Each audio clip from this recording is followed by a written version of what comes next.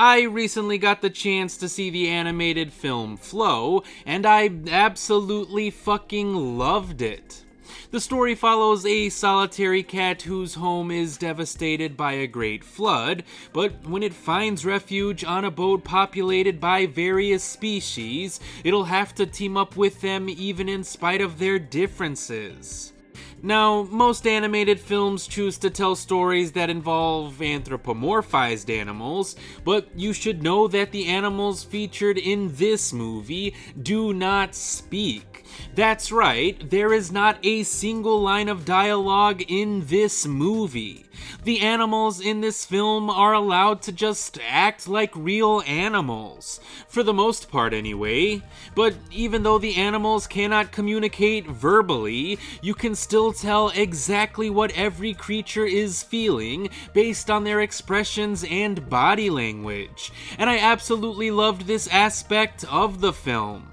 Because instead of relying on dialogue or exposition to tell its story, Flow manages to tell its tale based solely on the imagery that's on screen. And that imagery can be quite powerful, especially with how much one can infer about said imagery. Of course, the animation style itself may look a bit dated, but the stylistic choice does make the film stand out from other animated features today. And I personally didn't mind the animation style, since certain shots in the film looked nothing short of beautiful, gorgeous, and downright jaw-dropping. But Flow isn't only one of the best animated films of the year, it's also one of the best movies of the year, period. I don't care if people call me blasphemous for saying it, but I fully believe that Flow rivals the work of Hayao Miyazaki. But I think I was reminded of his work here because, much like a Hayao Miyazaki film, Flow features some fantastical elements in its narrative, and not all of those elements are properly explained. But that's because Flow acts as an allegorical tale of sorts. So all of the ambiguous aspects of this movie are left open to interpretation.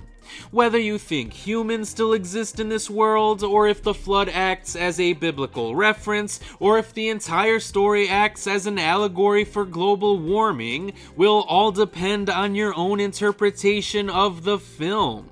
And I personally loved the open-ended nature of the story because it kept me thinking about the movie long after I finished watching it. So I think Flow is a movie that'll appeal to film fans, animation fans, or animal lovers in general.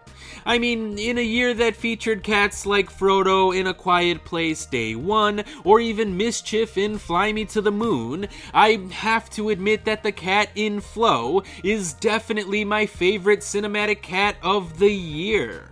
But Flow is also one of my favorite movies of the year, so it should come as no surprise to hear that Flow would definitely get a huge recommendation from me. I absolutely loved this beautiful little film, and I would highly recommend getting to see it on the big screen if that is at all possible for you. But I appreciate anyone who took the time to hear my full thoughts on this movie, so as always, thanks for watching.